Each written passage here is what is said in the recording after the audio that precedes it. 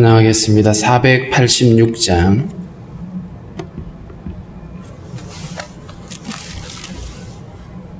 (486장입니다)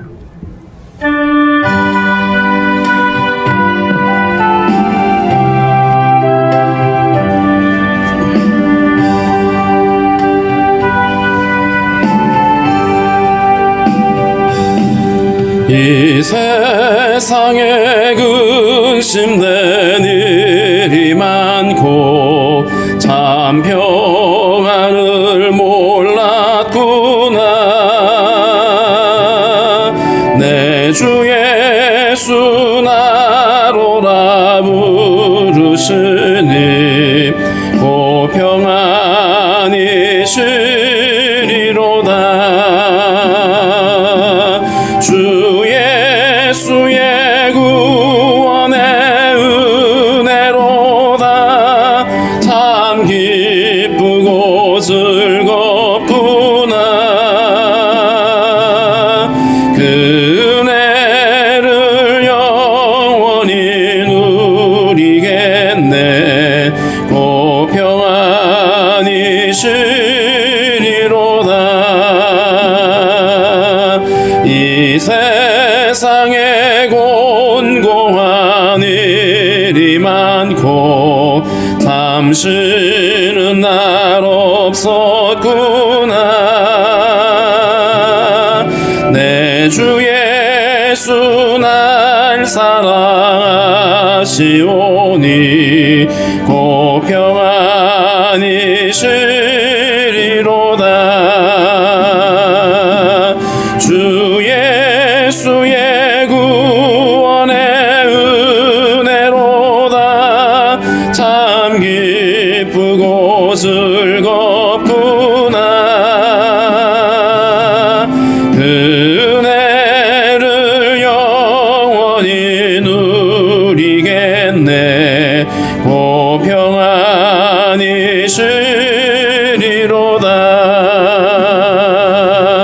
이 세상에 죄악된 일이 많고 참 죽을 일사였구나. 내 주 예수 날 건져주시오니 고 평안이 시리로다. 주 예수의 구원의 은혜로다. 참 기쁘고 즐겁구나. 그 은혜를 영원히 누리겠네. 고 평안이 시리로다. 기도하겠습니다. 살아계신 하나님 아버지, 은혜와 사랑을 감사를 드립니다. 오늘도 우리에게 새날을 허락해 주시고 주님 앞에 나와서 머리 숙여 기도할 수 있게 하신 주님 감사합니다. 찬양의 고백처럼 이 세상에는 근심도 많고 하나님 곤고한 일들이 많으며 죄악의 무거운 짐을 지고 살아가야 되는 고통의 시간들이 많이 있음을 고백합니다. 그러한 가운데도 우리를 불쌍히 여기시는 하나님께서 아들을 내어주시고 그 십자가 보혈의 공로로 말미암아 우리를 자유케 하시며 주님의 은혜 가운데 살아갈 수 있게 하신 주님 감사합니다. 복된 주일을 보내고 또 한 주간을 시작하는 이때에 하나님 아버지 한 주간도 온전히 주님과 동행할 수 있도록 우리의 걸음을 인도하여 주옵소서. 우리의 모든 연약함과 곤고함을 아시는 하나님께서 친히 우리를 긍휼히 여겨주시고 하나님께서 우리의 모든 연약함을 아버지 고치시며 새롭게 해주시기를 원하고 기도합니다. 성도들의 모든 간구와 기도를 하시는 하나님, 매 순간 하나님 앞에 간구하고 기도할 때마다 주님께서 들으시며 응답하여 주시며 또 아버지 하나님 우리가 마땅히 순종할 바를 깨달아 알 수 있도록 주여 인도하여 주시기를 원합니다. 오늘 한 날도 주님 앞에 아뢰며 주님께 질문하며 순종의 걸음 걸어갈 수 있도록 우리에게 믿음을 허락하여 주옵소서. 어려움 가운데 있는 이 나라 민족을 불쌍히 여겨주시고 속히 이 어려움 가운데서 벗어날 수 있도록 또 아버지 온 세상 가운데 고통하고 있는 많은 사람들 주님 불쌍히 여겨주시기를 원하고 기도합니다. 하나님 아버지, 이러한 때에 다시 한번 우리 안에 유일한 소망이 주님이신 것을 고백할 수 있게 도와주시고 주님을 기대하는 믿음으로 살아갈 수 있도록 주께서 인도하여 주옵소서.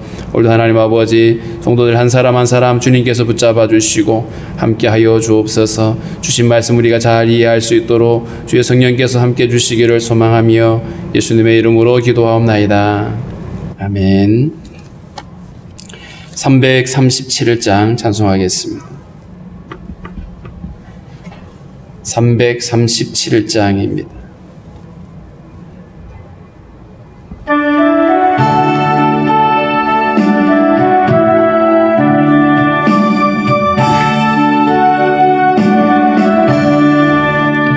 내 모든 시험 무거운 짐을 주 예수 앞에 아뢰이며 근심에 쌓인 날 돌아보사 내 근심 모두 맡으시네. 무거운 짐을 나 홀로 지고 견디다 못해 쓰러질 때 불쌍히 여겨 구원해 주리 은혜의 주님 오직 예수. 내 모든 괴로움 닥치는 환난 주 예수 아래이며 주께서 친히 날 구해 주사 넓으신 사랑 베푸시네.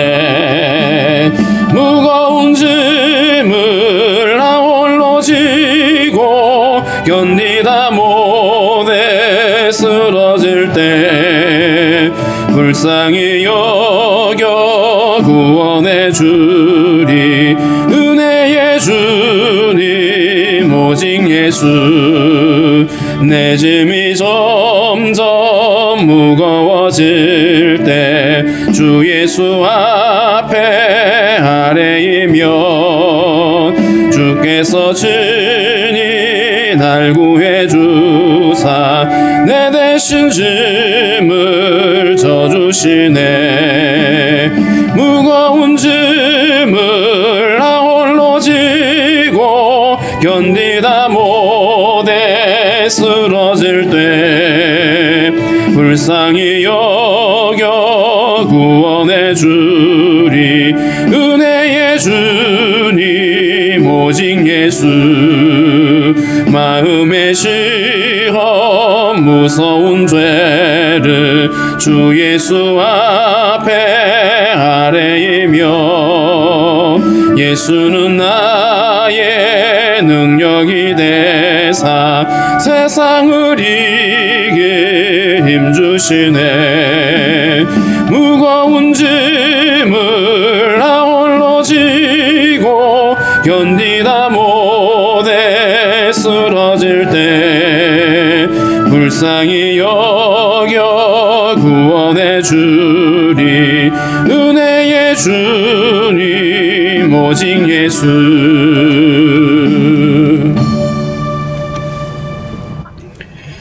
누가복음 8장 40절부터 교독하겠습니다. 누가복음 8장 40절부터 교독하겠습니다. 예수께서 돌아오심에 무리가 환영하니 이는 다 기다렸음이러라.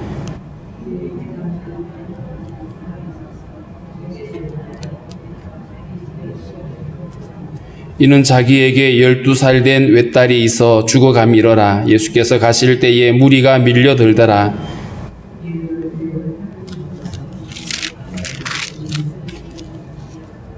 예수의 뒤로 와서 그의 옷가에 손을 대니 혈류증이 즉시 그쳤더라.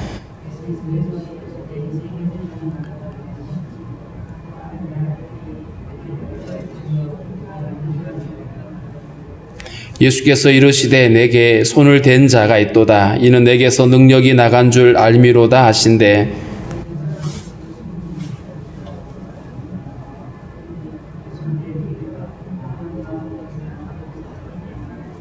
예수께서 이르시되 따라 내 믿음이 너를 구원하였으니 평안히 가라 하시더라.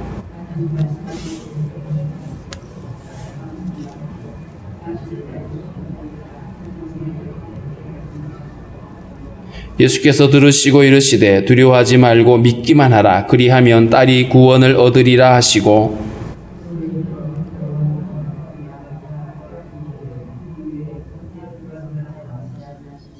모든 사람이 아이를 위하여 울며 통곡하매 예수께서 이르시되 울지 말라. 죽은 것이 아니라 잔다 하시니 예수께서 아이의 손을 잡고 불러 이르시되 아이야 일어나라 하시니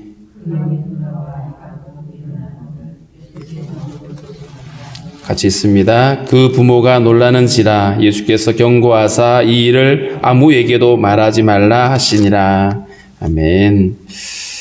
예수님께서 제자들과 함께 갈릴리 바다를 건너편에 거라사인의 땅에 건너가셨죠. 그리고 나서 그곳에서 귀신 들렸던 한 청년을 고쳐주시고 그리고 다시 배를 타고 돌아오십니다. 한 영혼을 구원하시기 위해서 주님이 친히 찾아오신 그 이야기, 그것은 바로 우리를 죄악 가운데에서 사망의 그늘진 땅에서 머물러 있는 우리를 구원하시는 주님의 그 구원을 한 장면을 통해서 우리에게 잘 설명해 주고 있는 그런 대목입니다. 40절에 보니까 예수님께서 돌아오심에 많은 사람들이 예수님이 우리가 저편으로 건너가자라고 제자들과 함께 건너가는 모습을 보면서 돌아오기를 기다리고 있었습니다. 그래서 돌아왔더니 많은 사람들이 환영을 하고 있고 그 이유는 정말 예수님을 애타게 기다렸기 때문이다라고 말합니다. 그중 이유가 뭐냐 하면 해당 장인 야이로라고 하는 사람이 와서 예수의 발 앞에 엎드려서 자기 집에 와서 지금 죽어가고 있는 12살 된 딸을 고쳐달라고 애청을 합니다. 요청을 하죠. 12살이라고 하는 이 당시에는 그 일찍 결혼을 하는 풍습이 있어서 12살이 되면 합법적으로 결혼을 시킬 수 있는 나이가 됩니다. 아직 꽃도 피기 전에 이 외동딸인 이 아이가 죽어가고 있는 이 상황에서 이 해당장은 사실은 이 당시에 많은 유대인들이 예수님을 꺼려하고 멀리했던 이런 때에 해당장이 예수님께 직접 찾아와서 고침을 도와달라고 하는 이 모습은 사실은 이것밖에 없었던 거죠. 이 해당장에게는 마지막 그 소망을 예수님께 걸었다고 말할 수가 있습니다. 예수님이 이 해당장의 얘기를 듣고 내가 가서 고쳐주겠다 하시고 같이 출발을 합니다. 같이 출발을 하고 있는데 아마 그 가는 걸음이 이 해당장에게는 어떻게든지 한 씨라도 빨리 들어가서 딸을 고쳐야 되는 이런 상황이니까 굉장히 마음이 급했을 겁니다. 그런데 많은 무리들이 같이 몰려가고 있었어요. 그런데 거기다가 43절에 보면 그 안에 또 다른 사건이 일어나게 됩니다. 12해를 혈류증으로 앓는 중에 12살 난 아이라고 했는데 이번에는 12년 동안 혈류증을 앓는 여인의 이야기입니다. 어린 소녀의 이야기고 또 하나는 나이가 들어있는 여인의 이야기이기도 하죠. 이 말은 결국 우리 인간이 나이와 상관없이 신분에 상관없이 우리가 죄와 사망의 권세에 매여 있고 죽음의 고통에 붙들려 있다라고 하는 것을 알 수가 있습니다. 12년 동안 말이 12년이지 그 고통에서 벗어나지 못하면 그거 정말 힘든 일이잖아요. 제가 편두통을 2년을 알아봤거든요. 정말 어려웠어요. 2년 동안. 원인을 못 찾겠고. 오늘 이 여인이 12년 동안 혈류증 때문에 많은 의사들을 찾아다녔는데 고침을 받지 못했습니다. 다른 복음서에 보면 그러느라고 재산도 다 날려버리는 이렇게 힘들었던 이 여인도 마지막 자기가 예수님을 만날 수 있으면, 예수님으로부터면 고침을 받을 수 있겠다라는 그 믿음을 가지고 예수님을 찾아오는데 이 여인에게는 한계가 있었습니다. 왜냐하면 율법에 의하면 혈류증을 앓는 여인을 부정하다고 여겼거든요. 그 여인이 앉았던 자리도 부정하다고 그랬으니까 그 여인이 예수님 앞에 가서 나서기가 어려운 거죠. 거기다가 많은 사람들이 둘러싸고 있는데 그 텀바구니를 밀고 들어가서 예수님에게 말할 수 있는 상황도 아니었습니다. 그래서 이 여인이 할 수 있었던 것이 그냥 예수님 뒤에 쫓아가서 그 텀바구니에 가서 예수님의 옷자락을 잡은 거예요. 그 옷가에 손을 댔다 그랬는데 아마도 옷 끝에 그 유대인들의 옷은 술이라고 하는 것이 달려 있거든요. 아마 그걸 잡았을 수도 있습니다. 옷가에 손을 댔는데 이 여인의 믿음대로 혈류증이 그쳤어요. 몸이 반응을 했죠. 고침을 받았다라고 하는. 그랬는데 예수님이 길을 가시다가 갑자기 멈춰 서시더니 누가 내 옷에 손을 댔냐고, 누가 내게 손을 댔느냐라고 사람들에게 이야기를 합니다. 앞서서도 분명히 성경이 그렇게 기록이 됐거든요. 사람들이 많이 몰려와서 무리가 밀려들더라. 앞서거니 뒤서거니 하면서 부딪히죠. 어떻게 하든지 예수님 가까이에서 말씀을 듣고 싶은 사람들, 그래서 많은 무리들 때문에 그렇게 부딪히고 하는 이런 상황인데 베드로를 비롯한 제자들이 누가 내 옷에 손 댔냐고 하니까 이렇게 많이 사람들이 밀고 땡기다가 이렇게 건들린 거겠죠 라고, 어떻게 보면 이 제자들은 아니 예수님이 갑자기 이렇게 까칠하게 그러셔 이렇게 반응을 했을 겁니다. 무리가 밀려들고 있습니다 라고 베드로가 반응을 하는데 예수님은 아니 그게 아니고 내게 손댄 자가 있다니까, 내게 손댄 사람이 있어. 왜냐하면 내게서 능력이 나갔어. 능력이 어떤 모습으로 나갔는지는 우리는 알 수 없습니다. 그러나 주님은 아신 거죠. 누군가가 믿음으로 당신의 옷을 잡았다는 것을 알고 계시는 겁니다. 그리고 그 믿음이 그를 고쳤다라고 하는 것도 알고 계셨습니다. 여자가 처음에는 예수님이 누가 내 옷에 손을 댔냐라고 말할 때에 선뜻 나서지 못했어요. 그런데 거듭 말씀하시면서 누가 내게 손댔다. 그리고 돌아보시고 갈 생각을 안 하니까 여인도 더 이상 숨기지 못할 것을 알았습니다. 그래서 떨면서 예수님 앞에 엎드리죠. 왜냐하면 부정한 여인이 예수님의 몸에 손을 댔으니까 분명히 여인에게는 두려운 일이었습니다. 몸이 고침을 받았음에도 나 고침 받았다고 막 사람들한테 떠들 수도 없는 상황이었어요. 그냥 감추어둬야 되는 그런 상황이었던 거죠. 그래서 예수님에게 이제 자세하게 말합니다. 그 손댄 이유와 곧 나은 것을 모든 사람 앞에서 말했다. 손을 댈 수밖에 없었던 그 여인의 절박함과 그리고 그 손을 대었더니 고침을 받았다는 얘기를 이제 사람들 앞에 이야기를 하게 됩니다. 이때 주님이 하신 말씀, 왜 허락도 안 받고 이렇게 말씀하실 줄 알았는데 예수님은 따라 내 믿음이 너를 구원하였으니 평안히 가라라고 말씀하십니다.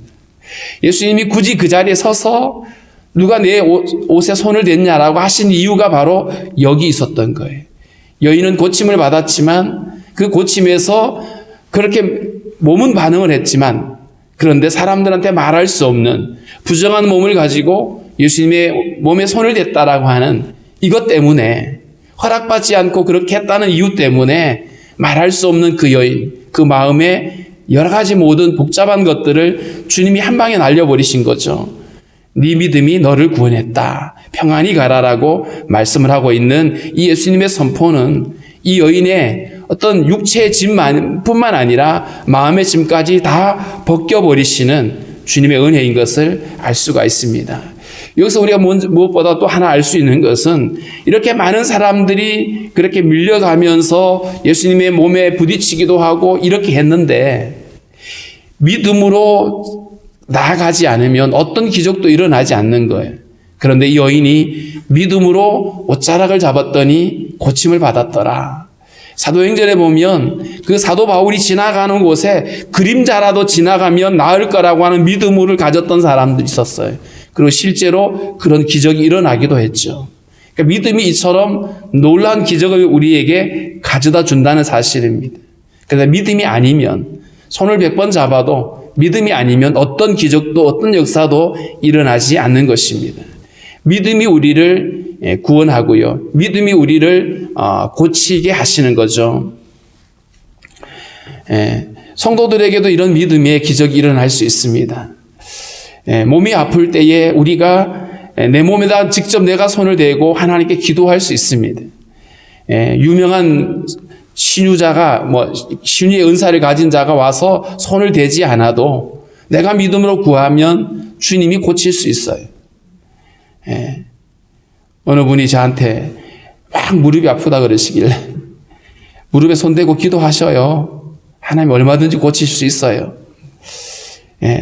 굳이 목사가 혹은 기도원에 가서 어떤 특별한 은사를 가지신 분이 기도하지 않아도 하나님 우리의 기도 들으시고 우리의 믿음으로 낫게 하시거든요. 얼마든지 주님이 그렇게 하실 수 있습니다. 물론 모든 질병이 다 그렇게 고침받지는 않습니다만은 주님의 뜻이면 우리를 고칠 수도 있고요. 우리가 생각하지 못했던 기적이 일어날 수도 있습니다. 제가 아까 그랬잖아요. 2년 동안 편두통 때문에 너무너무 힘들었어요. 그 편두통을 청년들이요. 수련회 가서 벌떼 기도라 그러나요? 다 모여가지고 아이들이 제 몸에 손을 대고 간절히 기도해서 그때부터 괜찮아요. 그러니까 주님이 어떤 사람의 기도든 믿음으로 구하는 그 기도를 들으신다는 사실을 우리가 기억해야만 합니다. 자, 어쨌든 이렇게 이 여인이 고침을 받았어요. 시간이 지체되었죠. 이 해당장 야이로는 한시가 급한데 얼마나 마음이 조급했겠어요. 아마 예수님이 같이 가자 그랬을 때도 해당장이 먼저 몇 걸음 더 앞장서서 빨리 막 이랬을 겁니다. 그런데 갑자기 한 여인의 등장으로 인해서 예수님이 지체하고 있고 여유를 부리고 계시고 그리고 계시는 거예요. 그런데 이 와중에 사람이 온 겁니다. 해당장의 집에서 사람이 와서 이렇게 말하죠. 늦었어요. 당신의 딸이 죽었습니다. 더 이상 선생님 괴롭히지 마십시오. 끝났다는 거예요. 당신의 믿음은 여기까지. 당신의 기대는 여기까지라고 이 해당장에게 이야기하고 있는 것입니다. 절망의 소식이죠. 너의 소망은 여기까지다. 이제 끝난 거야. 라고 말하고 있는 이런 상황이었습니다. 이때 주님이 뭐라고 말씀하시냐 하면 두려워하지 말고 믿기만 해라. 분명히 죽었다 그러는데 두려워하지 말고 믿기만 해라. 그리하면 딸이 구원을 받을 것이다. 라고 말씀하십니다. 믿기만 해라. 사실 우리에게는 이 믿기만 하라고 하는 말이 굉장히 논리적이지도 않고 과학적이지도 아닌 것처럼 보이죠. 그런데 믿음은 능력을 가져옵니다. 믿으면 하나님의 영광을 볼 것이라고 주님 말씀을 하고 있죠. 그 집에 그래서 들어갑니다. 베드로와 요한과 야고보와 아이의 부모 외에는 함께 들어가기를 허락지 않으야 하시니 이 해당장 집에 왔는데 예수님이 그 같이 몰려오던 사람들을 돌아보면서 나뭐 여기까지만 계시라고 남의 집이잖아요. 그래서 3명의 핵심 제자와 그 부모와 함께 그 집 안에 들어가시는데 그 안에 들어갔더니 이미 많은 사람들이 울면서 통곡을 하고 있습니다. 모든 사람, 이 해당장 집 안에 있는 많은 사람들이겠죠. 그들이 이 아이의 죽음에 대해서 이 외동딸, 같은 물론 자식이지만 외동딸은 더 애틋하겠죠. 울면서 통곡을 하고 있는데 예수님이 이런 말씀을 합니다. 울지 마라. 죽은 것이 아니라 잔다라고 말했습니다. 분명히 호흡이 끊어졌어요. 모든 사람이 이 아이가 죽었다는 걸 알아요. 그런데 주님은 아이도 보지도 않은 채 죽은 게 아니고 잔다라고 얘기하니까 사람들은 비웃습니다. 죽은 것을 알기 때문에. 그런데 예수님이 이렇게 말할 수 있었던 것은 당신의 능력을 알기 때문이죠. 생명의 주인이신 그 주님이 이 죽은 자를 향해서 잔다라고 표현했습니다. 잔다는 말은 깨어날 수 있다는 얘기죠. 성경에는 자주 죽음에 대해서 잔다라고 하는 표현을 쓰기도 합니다. 믿지 않는 사람들도 그런 표현을 쓰기도 하죠. 영면에 들어갔다 이런 표현을 씁니다. 영원한 잠에 들어갔다. 그런데 그들은 그렇게 깨어나지 못할 영원한 죽음, 잠이라고 얘기하지만 성경은 우리에게 분명히 말씀하고 있습니다. 우리에게는 부활의 날이 있습니다. 그 잠에서 깨어날 날이 있다라고 성경은 우리에게 말씀해주고 있고 그것이 우리의 소망인 것을 알 수가 있습니다. 예수님이 그 아이가 눕혀있는 방에 들어가서 아이의 손을 잡습니다. 유대인들은요 시체를 굉장히 부정하게 여깁니다. 시체를 잡으면 부정한 거예요. 그런데 예수님은 그 죽은 아이의 시체를 잡았어요. 그럼 예수님이 부정해져야 되는데 예수님이 부정해진 것이 아니라 이 아이가 살아나죠. 아이야 일어나라 라고 명령하신 겁니다. 엘리사나 엘리야는 죽은 아이를 붙잡고 하나님 이 아이를 살려주셔야 된다고 막 간구하고 그렇게 해서 그 영혼이 돌아왔던 기적은 있었지만 죽은 자를 향해서 명령하실 수 있는 분은 생명의 주인이신 주님밖에 없는 거죠. 앞서 우리가 보았던 나인성의 가부의 아들 그 청년에게도 일어나라고 주님이 명령을 하셨고 오늘 이 아이에게도 아이야 일어나라 라고 명령을 하셨습니다. 생명의 주인이신 주님이 명령하셔서 이 아이가 일어나죠. 사람들은 죽었다고 비웃었지만 그런데 정말 주님 말씀하신 대로 이 아이가 깨어나고 다시 일어났습니다. 우리의 어떤 상식으로는 이미 끝난 거야 안 돼 라고 말할 수 있는 게 많습니다.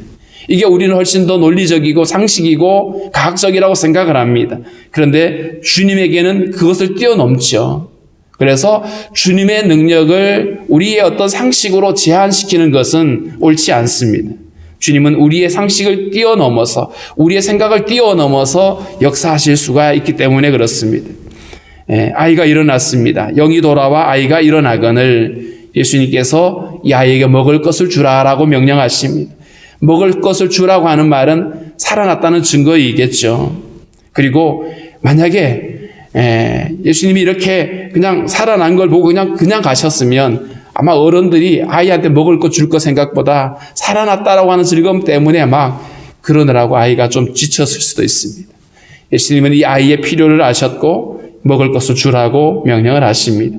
아주 세밀한 것까지 살피시는 주님의 은혜를 알 수 있고요. 56절에 보니까 부모가 놀라고 있는 상황에서 예수님이 이렇게 말씀합니다. 경고하사 이 일을 아무에게도 말하지 말라. 사실은 이거 말하지 말라 그래도 소문이 퍼져나갈 수밖에 없는 일이겠죠. 그런데 왜 예수님은 이렇게 말하지 말라라고 하셨을까? 이 말은 믿음이 아닌 그저 기적만 바라보고 있는 사람들을 경계하고 계시는 겁니다. 예수님에 대해서 예수님이 행하신 기적에 대해서는 많은 사람들이 관심이 있었고 그걸 보고 싶어 했지만 정작 그것을 행하시는 분에 대해서는 별로 기대하지도 않았고 알고 싶어 하지도 않았던 그 당시에 우리가 상황들을 우리가 짐작해 볼 수가 있는 것입니다. 우리에게 필요한 것은 이 일을 행하시는 분이 누구냐라는 것을 우리가 주목해야 되겠죠. 생명의 주인이신 그 주님. 어떤 의사도 고칠 수 없었던 그 혈병에 걸려있는 여인을 그냥 믿음으로 손을 잡았는데 그냥 옷자락을 잡았을 뿐인데 고침받게 하신 그 주님. 그 부정한 여인이 잡았음에도 또 시체를 주님이 직접 잡았음에도 불구하고 주님이 부정해진 것이 아니라 그 부정한 것들이 고침을 받게 되어지는 이 기적의 역사들을 우리가 함께 보게 되는 것입니다. 무엇보다도 오늘 이 말씀 가운데서 믿음이 강조되어지고 있습니다. 우리에게 필요한 것이 바로 이런 믿음이죠. 주님이면 충분하다라고 하는 믿음이 우리에게 필요하고요. 믿는 자에게는 능치 못할 일이 없다라고 말한 거, 물론 그것이 우리의 욕심을 채워주는 어떤 하나의 어떤 공식이 아니라 우리가 주님을 믿음으로 나아갈 때에 그 믿음 안에 우리가 알지 못하는 놀라운 일들이 일어난다는 사실을 우리는 기억을 하고 매 순간마다 우리가 주님을 신뢰하는 그 믿음으로 주님께 나아갈 수가 있어야 될 것입니다. 함께 우리가 기도할 때에 하나님 우리에게 이 믿음, 정말 이 절대 믿음을 우리에게 허락해 달라고 우리 함께 기도하시고요. 또 몸이 불편하신 우리 성도들을 위해서 하나님이 저들에게도 믿음의 역사가 일어나게 해달라고 우리 함께 기도하도록 하겠습니다.